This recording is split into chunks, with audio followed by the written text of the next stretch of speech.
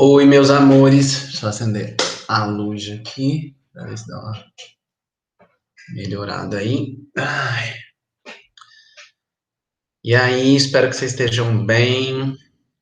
Eu disse que ia editar o vídeo pra vocês esse, né? Mas não editei. Tô com problemas aí com o editor. Arrumei um, mas não sei lidar direito com ele. Então eu tô ainda aprendendo aí uns rolê.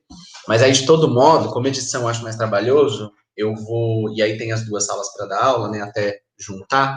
Eu vou fazer uma semana, um fica com slide, outro com edição, e inverter na outra semana, tá? Então, essa semana as duas turmas ficaram com slide, porque, enfim, na verdade vocês ficaram com o roteiro, né? Mas aí eu vou tentar ir alternando nisso na próxima, tá? E aí, só um lembrete nesse negócio das duas turmas, porque tem uma pasta lá de filosofia, como eu falei para vocês, filosofia e sociologia, e aí eu dividi dentro dela, antes estava já os conteúdos, agora tá a sala fogo e sala pedra. Então, só porque como tá em momentos diferentes, né? Então, vocês olhem os roteiros que eu estou trabalhando aqui nos vídeos estão na sala de vocês. Mas, gente, coisas como hoje, tipo, tô tendo que juntar aulas de autores muito importantes e muito conteúdo que era dado numa aula só, está sendo dado tá sendo dado mais de um conteúdo, né, numa única aula. Então, leiam os outros roteiros, vão na Sala Fogo, peguem um roteiro depois, se vocês conseguirem, do Aristóteles e do Platão individualmente, para dar uma lida e, enfim, que eu acho que ajuda e são os autores ali que estão na base do rolê, assim, tudo que eles falaram vai se desenvolver depois, vai se desenrolar e vai ser discutido de uma outra maneira até os dias de hoje. Então, tentem dar uma olhada lá, mas eu vou fazer o possível para abarcar o grosso do conteúdo hoje, tá bom? Então, vamos lá. Hoje é a nossa aula 3 de filosofia. Meu nome é Rafael Edgar, sou professor de sociologia e filosofia de vocês. E vamos lá no nosso retomando. Então, na aula passada, a gente viu os filósofos pré-socráticos, né, que abandonaram aí essa explicação mitológica da realidade em função de uma explicação racional da realidade, uma explicação lógica da realidade, tentando entender a physis, que é a natureza. Então, eles também são conhecidos como filósofos da natureza por conta disso, porque eles tentavam explicar a natureza. Então, esses primeiros filósofos buscavam a arqué, que é o princípio, né, aquilo que está na origem de todas as coisas, né, que está na origem do surgimento da natureza, está no princípio do surgimento da natureza, e é responsável pelas transformações que acontecem na realidade. Então, também conhecemos o Sócrates, que é o que trouxe essa lógica racional para o humano, né, de tentar explicar as questões humanas, como ética, moral, a política, a técnica, e com o método dele, né, que era a maiêutica, o parto das ideias, então através da conversa com as pessoas, né, que ele inclusive incomodava um pouco as pessoas porque ele fazia perguntas que as pessoas não sabiam responder. E hoje a gente vai falar sobre dois autores fundamentais desse período também, que é Platão e Aristóteles.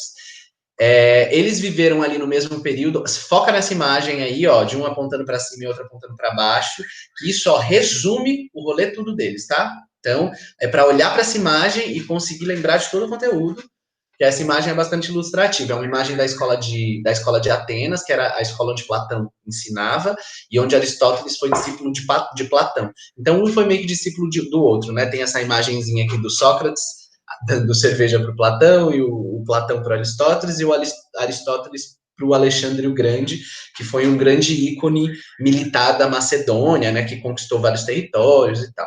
E o Aristóteles era tipo um mentor dele. E então lembrando aqui que Platão, né, Sócrates não deixou nada escrito. Acho que foi na nossa aula que a gente conversou, né, sobre essa relação do Sócrates com Jesus Cristo, porque ele não teve nada escrito. Tudo que ele tem foi escrito. Tudo que o Sócrates tem foi escrito pelos discípulos dele. E Platão sendo o mais famoso, né? Então Platão foi um discípulo muito querido de Sócrates. Ele foi autor do primeiro sistema ocidental, filosófico ocidental propriamente dito. Por quê? Porque justamente ele escreveu, sistematizou, organizou todas essas coisas que o Sócrates pensava, fazia, ia lá fazendo, não tinha nada muito sistematizado, muito organizado, tá? Ele levou adiante os ensinamentos do seu mestre, né, essa busca pela verdade além da opinião. Então, né, a maiêutica do Sócrates era justamente isso, tentar encontrar a verdade, né, o parto das ideias, as ideias verdadeiras, para tentar se libertar daquilo que era opinião. Escrevendo sobre o nosso sistema de conhecimento e os objetos conhecidos. Acreditava que somente a verdade proporcionada pela filosofia poderia conduzir uma cidade, e assim ele instigava seus conterrâneos a sair da caverna da ignorância rumo à luz da verdade. Imagino que vocês já devem ter escutado sobre o mito da caverna de Platão, a gente vai falar sobre isso um pouco mais para frente. Isso é uma metáfora da teoria do Platão como um todo, tá? É uma analogia, né, uma metáfora bem conhecida, bem famosa, e que é importante tê-la forte, assim, na cabeça. Ele instigava os da ignorância. Platão se mantém na mesma posição de Sócrates, o uso do logos, a razão. Então, lógica, né, vem disso, logos, que era a palavra grega para razão. Razão, raciocínio, pensamento, não pode ser usada apenas para convencer uma plateia sobre qualquer postura. Os sofistas, que eles faziam isso, lembra que a gente falou? Então, essa rixa entre o Sócrates, Platão e os sofistas, Sócrates, Platão de um lado, né, e os sofistas do outro, era justamente porque os sofistas não acreditavam que existia uma verdade única. Então, quanto mais melhor você conseguisse argumentar, mais você conseguiria convencer. Já Sócrates e Platão não, acreditava que o conhecimento, a função do conhecimento era encontrar essa verdade que estava ali, turvada no meio de opiniões, no meio de, enfim, opiniões. A verdade latente no mundo. Seus escritos políticos apontam que a filosofia deve ser a condutora de uma cidade, então a gente vai ver isso mais para frente.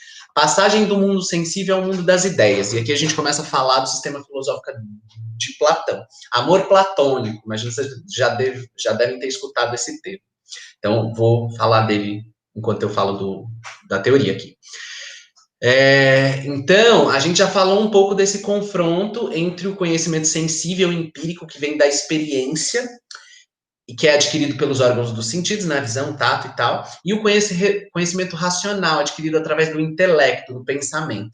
Então, para Platão, era importante passar pela experiência prática, mutável, símbolo da opinião pessoal, ou seja, os sentidos, para o mundo das ideias, que são permanentes e símbolos da verdade. Conhecer, nessa perspectiva, é oferecer uma explicação racional partindo do caminho ascendente da opinião até a verdade. Então, Platão, ele dividiu o mundo em dois. Para ele existia o mundo dos sentidos, o mundo que era enganoso, que era o mundo das opiniões, o mundo sensorial. Então, por exemplo, eu posso ouvir o barulho de uma bombinha e achar que é um tiro, mas na verdade é uma bombinha. Então eu não tenho como saber disso, eu teria como saber disso só pelo intelecto, porque os meus sentidos, eles me enganam. Então Platão, ele cria essa diferença entre um mundo sensível, um mundo sensorial que está embaixo e que ele me engana, e um mundo das ideias, que ele é suprassensível, um mundo que ele chama de inteligível, o mundo da verdade, o mundo onde as coisas são puras, o mundo da onde a gente nasce desse mundo. E aí o objetivo do filósofo é acessar esse mundo inteligível, que é o mundo da verdade, o mundo da verdade inteligível, né? Assim, o questionamento, o que é, busca identificar a essência de algo, e para tal pergunta devemos dar uma definição que não possa ser aplicada a nenhuma outra coisa. Então, essa questão da verdade, quando você está tentando explicar os objetos através dessa perspectiva racional, você precisa dar um nome para eles, classificá-los de uma maneira que não é possível confundir. Então, por exemplo, se eu falasse, sei lá, celular, e o celular também se fosse o nome de um copo, quando eu falasse, pega o celular para mim, você não ia saber se você traz o celular de fato ou um copo, porque as duas coisas têm o mesmo nome. Inclusive, é comum a gente confundir coisas em função de ter nomes parecidos, ou não saber ao que aquilo se refere. Então, quando a gente fala, sei lá, não consigo pensar numa palavra muito bizarra, clarabóia. Teve uma vez que uns amigos, a gente falou essa palavra e cada um entendia uma coisa por essa palavra. Então, o objetivo é você conseguir uma definição precisa do que você está dizendo com aquela palavra, que capta a essência daquela palavra, ou seja, a verdade sobre aquela palavra. E aí você consegue se referir a ela de uma maneira precisa. Então, a definição de uma palavra, para você conseguir se relacionar racionalmente com as coisas, você precisa fazer o levantamento desses conceitos para você conseguir lidar com eles de uma maneira precisa, e a ponto que não possa ser usada uma mesma palavra para definir mais de uma coisa. Claro que isso acontece, né? Mas esse era o que ele entendia que era o mais importante. Então, para Platão, podemos conhecer a ideia, importante aqui, né? Para Platão, podemos conhecer a ideia, a forma, pois possuímos essencialmente as mesmas características que ela. Então, esse mundo inteligível, esse mundo da forma. Então, pensa sempre quando a gente está falando de Platão, a gente está falando de dois mundos. Então, esse mundo sensível, esse mundo das formas perfeitas. Então, são palavras relacionadas a esse mundo suprassensível de Platão, que está para além, ele está descolado da realidade sensível, da realidade material concreta que a gente vive. Então, palavras que estão relacionadas a esse mundo suprassensível, forma, que seria o mundo que dá forma às coisas. Então, esse mundo inteligível é como se ele fosse umas formas perfeitas, formas de bolo, e aí os bolos que são formados, que são os objetos do mundo sensível, eles às vezes podem vir quebrados, podem vir faltando um pedaço ali do bolo, podem queimar. Então, o bolo, o objeto sensível, ele pode ser imperfeito, mas a forma, ela é sempre perfeita, ela vai ter a forma dela sempre do mesmo jeito, eterno. Então, essa é outra palavra para o mundo suprassensível. As ideias, as coisas que se encontram nesse mundo superior, elas são eternas. Então, são ideias eternas. Deste modo, a ideia objeto, sujeito, compartilham a mesma natureza, em outras palavras, há uma identificação entre a alma racional e a coisa conhecida. Então, para o Platão, a gente podia conhecer o mundo, então o objetivo era esse, tentar entender o mundo, tentar encontrar a verdade existente no mundo. E nós poderíamos encontrar essa verdade pelo conceito que ele falou de eros, que é essa relação, porque aquilo que existe no mundo enquanto verdade também existe na nossa capacidade racional. Então a gente consegue acessar esse mundo verdadeiro porque nossa racionalidade também tem essas características que o mundo tem, tá? Essas características de verdade que o mundo tem. Então, vamos fazer essa síntese aqui no mundo da caverna de Platão. Tem essa imagem aqui. Então, Platão descreve que alguns homens, desde a infância, se encontram aprisionados em uma caverna. Neste lugar, não conseguem se mover em virtude das correntes que os mantêm imobilizados. Virados de costas para a entrada da caverna, vem apenas o seu fundo. Atrás dele, há uma parede pequena, onde uma fogueira permanece acesa. Por ali passam homens transportando coisas, mas com a parede oculta, como a parede oculta o corpo dos homens, apenas as coisas que transportam são projetadas em sombras e vistas pelos prisioneiros. Certo dia, um desses... Então, não vou ler, depois vocês leem, vou explicar. Então, a ideia é que os homens, sem a filosofia, né, sem essa descoberta da verdade, são equivalentes a seres dentro de uma caverna, onde eles não conseguem ver a realidade que está acontecendo fora da caverna. Então, eles veem, aí tem uma fogueira, e eles veem a sombra das coisas que estão acontecendo projetadas na parede. Então, eles só se relacionam com sombras, que seriam o equivalente a esse mundo dos sentidos. Então, os homens só se relacionam com as projeções, entende? Então, o mundo real está acontecendo aqui, a projeção que acontece através do fogo e da luz joga projeções na parede, que é isso que esses homens que estão presos na caverna conseguem ver. Eles não acessam o mundo real, o mundo da verdade. Eles acessam as projeções, aquilo que se desdobra desse mundo da verdade. Aí, um certo dia, um desses homens que estão nessa caverna se solta, que no caso, na metáfora, que seria o filósofo, e sai e vê que tem um mundo vasto, muitas coisas acontecendo fora dessa caverna, e que, na verdade, aquilo que eles estavam vendo lá era uma distorção dessa realidade mais verdadeira que era fora da caverna. E aí ele se encontra, esse cara que saiu, se encontra numa... E aí ele tem várias metáforas aqui, né? Que fala que, tipo assim, aquilo agride os olhos um pouco, aquela luz que vem direto, né? Do lado de fora do sol. E a relação aqui é com conhecimento, né? Então o conhecimento te cega, você fica impressionado, aquilo te causa um espanto, até uma dor, assim, conseguir lidar com a verdade. E aí esse cara, ele fica num dilema, porque ele pensa, eu volto lá para tentar resolver, para tentar acordar os meus companheiros ali dessa ilusão que eles estão vivendo. Então, só que com ele escolhendo isso, né, ele pode ser hostilizado por essas pessoas, porque elas não aceitam que o mundo que elas vivem, que elas conhecem, é um mundo ilusório.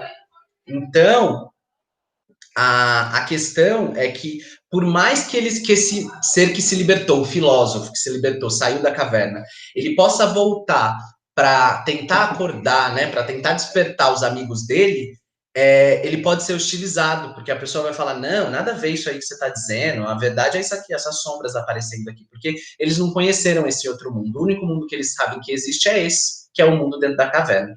Então, o mito da caverna inteiro é uma metáfora de todo o sistema filosófico de Platão dentro desse contexto da Grécia. Então, de como as pessoas seriam resistentes à verdade, de como as pessoas gostariam ali de permanecer, então poderia até ser levado como uma crítica aos sofistas diretamente. Então, como que as pessoas ainda insistem em viver num mundo de ilusão, mesmo tendo o filósofo, aquele que se libertou da caverna, falando que não, tem outras possibilidades, não é aquela que ele está dizendo. Então é sempre bom a gente olhar de uma forma crítica, né? Porque, enfim, isso é uma visão de um autor. A gente pode ter outras opiniões a respeito disso, né?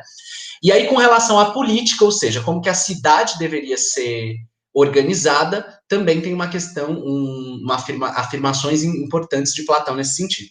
Então, a concepção de Platão com relação à política, gestão da vida na polis, né, na cidade, era profundamente influenciada por sua filosofia. Ele acreditava que somente o filósofo, por se preocupar com a verdade, deveria controlar a polis, assim como a mente controla as paixões do corpo. Então, para ele, o filósofo que devia ficar responsável pelas decisões de quais rumos que a cidade deveria tomar. E aí podemos citar 3 tipos de regimes políticos considerados por Platão. A aristocracia, que é o governo dos melhores, então seria um pouco nesse lugar, então os melhores, aqueles que são mais sábios, melhores capacitados, têm que governar a cidade. A monarquia, que seria o governo apenas de um, ou seja, do rei, e a democracia, que seria o governo cujo poder vem do povo. Então, ele considera a existência desses governos, né, mas a questão do governo dos melhores é o que ele acha que é mais viável, tanto que no final do processo aí, quando está acontecendo a decadência da democracia na Grécia, o Platão é extremamente crítico, porque para ele a democracia começou a seguir um pouco um caminho sofista, então de as pessoas irem lá só egoicamente, né, egoisticamente defenderem as suas ideias, não estarem preocupadas em encontrar a verdade. Então, para o filósofo, todos esses regimes poderiam ser corrompidos de alguma maneira, e a única forma de estabelecer uma sociedade justa seria através da harmonia das classes que compõem uma cidade. Então, eu falei da aristocracia, né, mas porque mais se aproxima, mas ainda assim ele tinha esse olhar, o olhar dele para esses 3 sistemas é que nenhum deles, todos eles poderiam ser corrompidos de alguma forma. E a solução que ele tinha é que a sociedade deveria ter uma harmonia de acordo com as funções. Então, a classe econômica, os artesãos, os comerciantes e agricultores, a classe militar, que são os guerreiros, e os legisladores, aqueles que fazem as leis, que seriam os filósofos. Então, Platão afirma que a cidade funcionaria harmonicamente se cada classe ficasse restrita a exercer a sua função que ele mesmo estabeleceu, né? Então, ou seja, a classe econômica se preocupa com a sobrevivência da cidade, a classe militar com a proteção da cidade e a classe legislativa fica responsável por governar a cidade.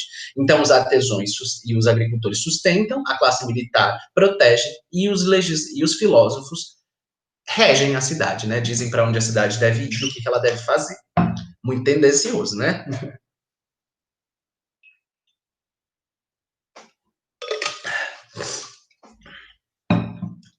Então, em suma, a política de Platão é uma ciência e deve ser exercida por aqueles que possuem competência técnica para tal.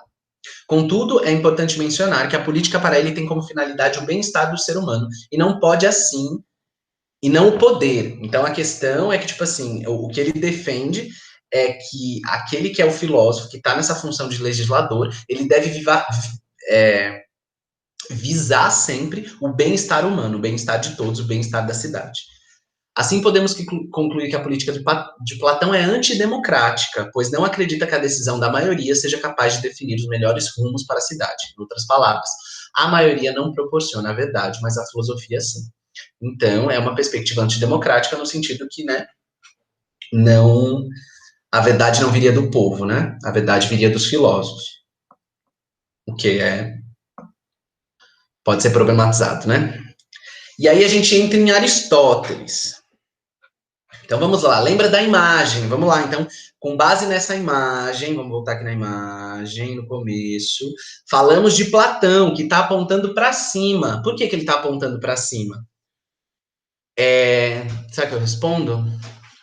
Não, vou responder com vocês na monitoria, tá? Então, eu quero que vocês me respondam agora. Então, ó, por mais que Aristóteles está com a mão aberta, ele está apontando para baixo. Então, ó, por que... Eu vou tentar não falar, porque, né, ainda tenho medo de falar. Mas Platão, que é o de vermelho, laranja, sei lá, está apontando para cima, e Aristóteles está apontando para baixo. Por quê? Então, vamos lá. Não vou falar, vocês me falem na monitoria. Então, entramos aqui em Aristóteles, um dos filósofos mais importantes da filosofia clássica, viveu, assim como Platão, no período de decadência de Atenas, ou seja, quando Atenas estava ali sendo invadida e os fuzuê tudo.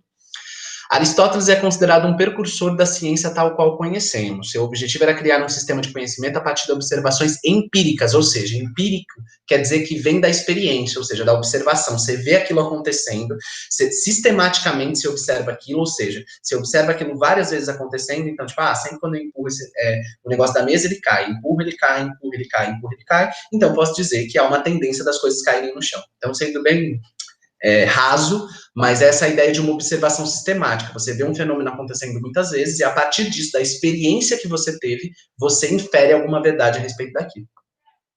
Ou seja, com base na experiência concreta que se tinha do mundo, sua vasta investigação abrange temas como biologia, botânica, zoologia, além de política, arte e lógica. Vale lembrar que o autor não nasceu em Atenas, sua origem é na Macedônia.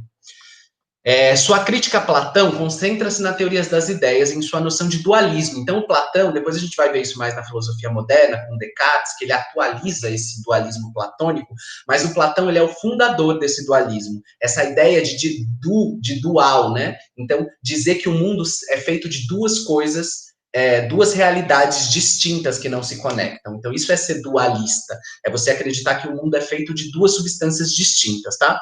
E é isso que Platão fala, o mundo sensível, que está em cima, que é onde está a verdade, e o mundo... não, desculpa, gente, é o contrário. O mundo sensível está embaixo, que é onde está a ilusão, e o mundo suprassensível está em cima, que é onde está a verdade. Então, ele aponta que existem de fato... não, cadê?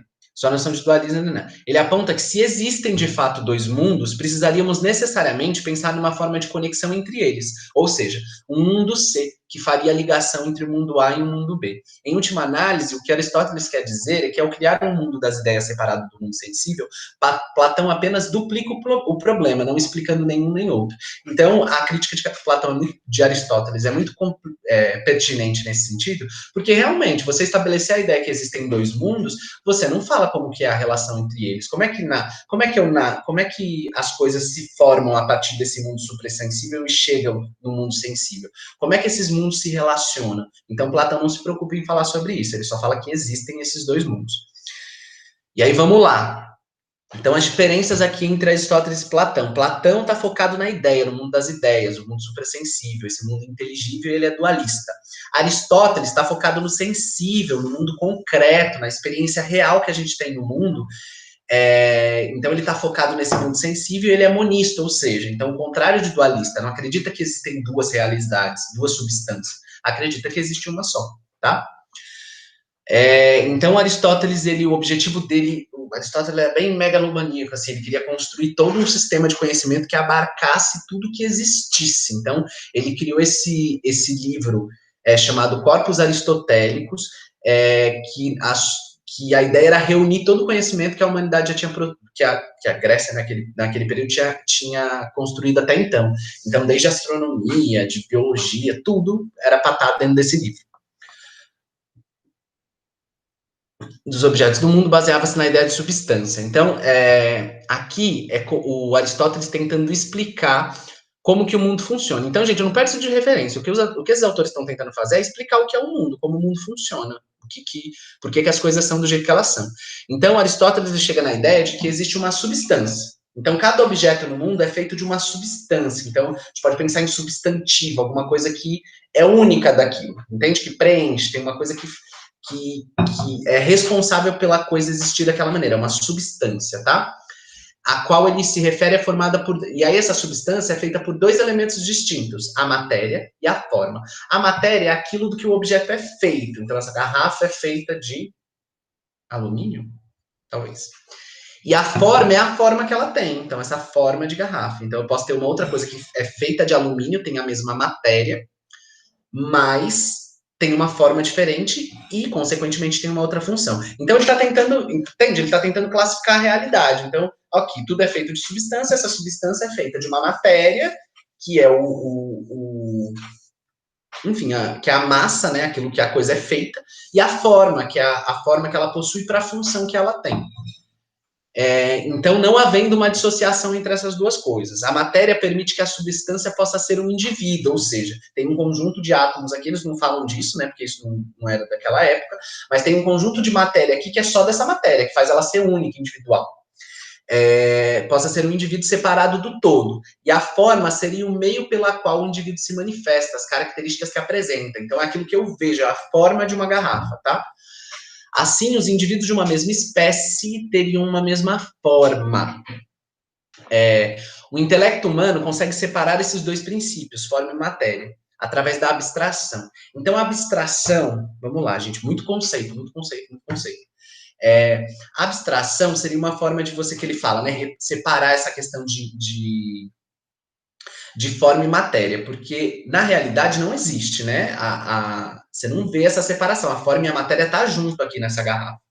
Mas o meu intelecto consegue separar, por exemplo, a forma garrafa. Quando eu estou falando em garrafa, eu não estou falando de uma garrafa específica, eu estou falando de um conceito de garrafa, que isso seria a forma. Então, essa é a abstração, quando você consegue sair um pouco da realidade concreta e ir para o universo só do pensamento, onde eu consigo lidar com o conceito. Então, abstrair é lidar com um conceito não necessariamente preso à realidade. Gente, quando eu falo essas coisas, eu acho que é tão bizarro, mas a gente conversa na monitoria, tá? Compartilhe as angústias comigo. Então, por exemplo, aqui dessa relação de matéria e forma.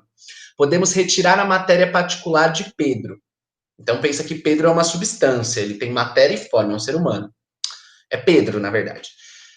Pedro, suas propriedades particulares, como cor dos olhos, cabelos, até ficar. Então, por exemplo, podemos retirar a matéria particular de Pedro, suas propriedades particulares, como cor dos olhos, cabelo, até ficarmos apenas com a forma humana, que é geral. Então, a forma, portanto, seria uma manifestação comum que está presente em diversos tipos de matéria, individualidade.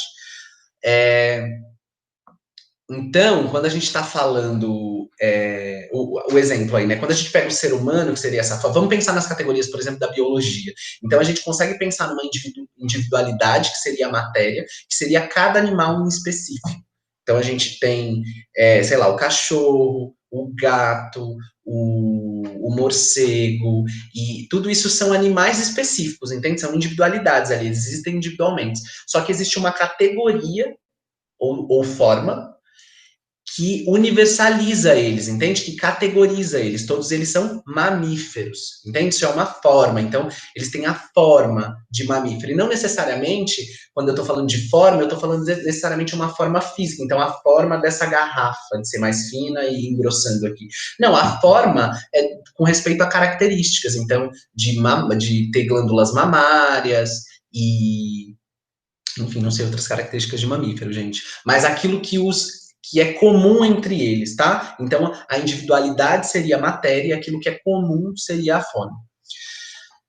E aí, a seguir, traremos algumas das contribuições mais importantes do autor. Com relação ao conhecimento, para ele, o conhecimento inicia-se com a sensação. Então, diferente de Platão. Platão, o conhecimento verdadeiro é aqui, ó, na abstração do mundo das ideias. Para ele, o conhecimento inicia-se na sensação. Então, na minha sensação aqui com o mundo físico, a sensação de calor, o que eu vejo, o que eu ouço. A partir disso, gera-se uma memória, então uma lembrança daquilo que eu senti, que é o registro da situação vivida. Em seguida, podemos falar de uma experiência, que seria a relação da memória construída sendo utilizada na relação com novos objetos, ou seja, eu lembro ali da sensação que eu tive de frescor quando eu bebi uma água gelada e eu repito essa experiência quando então eu tô com sede, tô com calor, vou tomar uma água gelada. Eu tô repetindo uma sensação que eu guardei através da memória e eu utilizo essa memória para agir de novo no mundo. Então, essa relação de sensação-memória me faz ter uma experiência diferente com o mundo. Novos objetos. Assim, eu encontro com o fogo, ele queima, eu encontro novamente, ele queima de novo, deste modo concluo que o fogo queima. Então, de novo, essa relação da sensação. Então, a sensação queima, aí eu encontro de novo, o fogo queima, então isso me gera uma memória, e eu construo a experiência de que, o fogo queima, construo uma verdade, né, um raciocínio de que o fogo queima. O próximo estágio seria a técnica, que podemos entender como métodos empregados para resolver problemas, como, por exemplo, eu uso uma vareta com um alimento amarrado na ponta para que eu não me queime na minha interação com o fogo.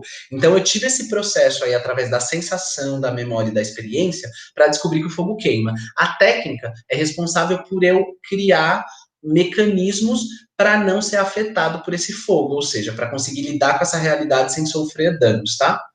Ou potencializar a minha relação com essa realidade.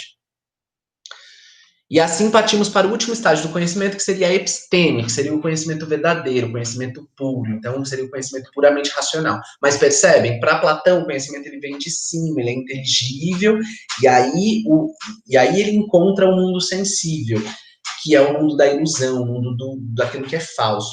Para Aristóteles, não. A verdade está no mundo, você só precisa refiná-la. Você só precisa partir ali da sensação, fazer esse caminho até chegar na episteme, que é esse conhecimento verdadeiro. Outra coisa importante do autor é a virtude. A virtude seria um meio termo entre opostos. Então, o que é virtude? Né? Seria uma ação valorizada, uma ação, então, ser corajoso, ser fiel, ser leal. Então, para Aristóteles, a virtude é sempre o meio termo, ou seja, ela está entre opostos.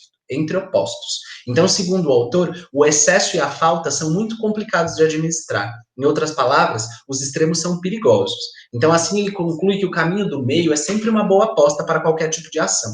Deste modo, ao invés de escolher entre comer pouco ou comer muito, deveremos escolher por comer moderadamente. Então pense que a virtude nesse sentido para Aristóteles sempre tem a ver com o que seria caracterizado como um excesso e o que é uma falta, porque esses dois lugares não são interessantes. Então a gente teria que buscar o quê? Um caminho que ele é intermediário a duas situações extremas. E aí, uma questão importante aqui, algumas considerações aristotélicas sobre causa. Então, quando a gente está falando de causa, de causalidade, a gente está falando de relação de causa e efeito, tá? Então, de uma coisa, porque isso é um modo muito comum de se explicar acontecimentos na realidade. Então, o que causou determinada coisa? Então, quando a gente está tentando procurar uma explicação para algum fenômeno, a gente está tentando procurar a causa responsável pelo surgimento de tal fenômeno.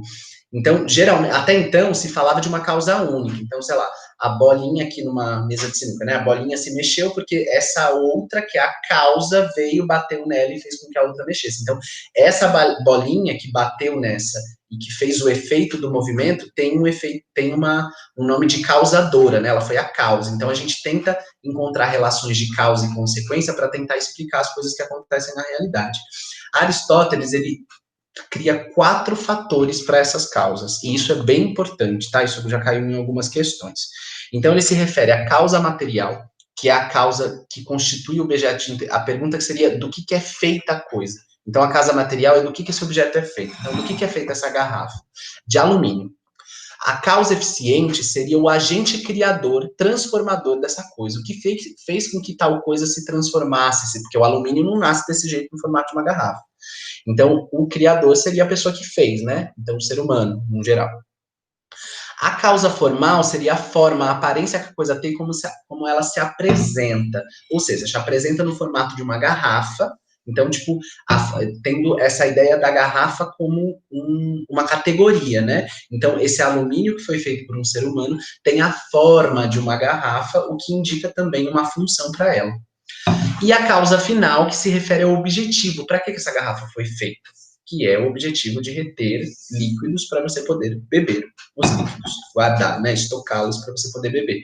Então, a causa para Aristóteles não é uma coisa única, é uma coisa que se reparte em 4 instâncias, que é a causa material, causa eficiente, causa formal e causa final. Então, material do que é feito, causa eficiente quem fez, causa formal a aparência que tem e causa final o objetivo. Por que essa coisa foi feita dessa maneira? Então, podemos concluir que para o autor dizer o que era uma coisa, então para você afirmar alguma coisa sobre algum objeto na realidade, você precisa responder essas 4 causas: o que ela é, do que ela é feita, quem ou o que fez ela ficar assim e qual o seu propósito. Então não precisa ser um quem, tá, que fez ela ficar assim. Pode, tipo, o que fez a árvore cair? Foi um raio que derrubou a árvore. Então isso seria a causa eficiente. E qual o seu propósito? Olha, gente, acabou. Nossa, falei tão rápido porque eu não queria que ficasse longo demais para vocês não sofrerem. Enfim, gente, espero. Ai, fico angustiado com essas aulas, assim, com muito conceito. Acho muita coisa aí abstrata, né? Desse lugar de. Você não encontra muito uma materialidade, assim, parece que você fica só brisando, né? Nas ideias. Mas, enfim, dão uma lidinha aí nos roteiros e, por favor, conversem, tragam suas angústias para mim na monitoria. Então, a gente dá uma repassada aqui em tudo se vocês quiserem, se vocês acharem que tem conceitos aí que não ficaram muito claros. E aí, gente, eu queria falar uma coisa sobre o vestibular, que eu tava, acho que eu nem comentei com vocês, mas estava vendo também esses dias, que filosofia e sociologia é uma disciplina relativamente recente, né, no ensino médio. Então, os vestibulares geralzões, assim, claro que tem os vestibulares mais específicos que eles têm uns autores que eles trabalham, assim, mas os mais geralzões não tem exatamente aquilo que cai, sabe, com relação à filosofia e sociologia. Então, é importante que a gente entenda ali, pelo menos, aquilo que eu venho falando, o que eu já falei algumas vezes, de entender o conhecimento, a história como um contínuo, assim, não como blocos. Então, tentar entender o contexto. Então, quando você pensar na Grécia, Platão e Aristóteles, pensar nessa coisa junto, sabe? Um tá apontando para cima, o outro tá apontando para baixo. Eu não revelei para vocês, então eu quero que vocês falem para mim por que dessa relação, porque isso explica tanto essa relação entre eles, um apontando para cima e o outro apontando para baixo, tá? Então a ideia é que vocês tenham uma noção, assim, pelo menos, dos contextos para que vocês consigam deduzir algumas coisas se isso aparecer em alguma questão, tá? Se vocês consigam minimamente saber do que está falando para aumentar a probabilidade de vocês acertarem a questão, que essa é o objetivo mais imediato, né? Acertar a questão. Então, gente, é isso. Não quero me estender muito mais. Desculpa aí, não sei nem quanto tempo está o vídeo, não queria que ficasse muito longo. Mas é isso, né? Paciência, é muita coisa. Mas a gente conversa na monitoria, tá bom? Um beijo para vocês, até daqui a pouco.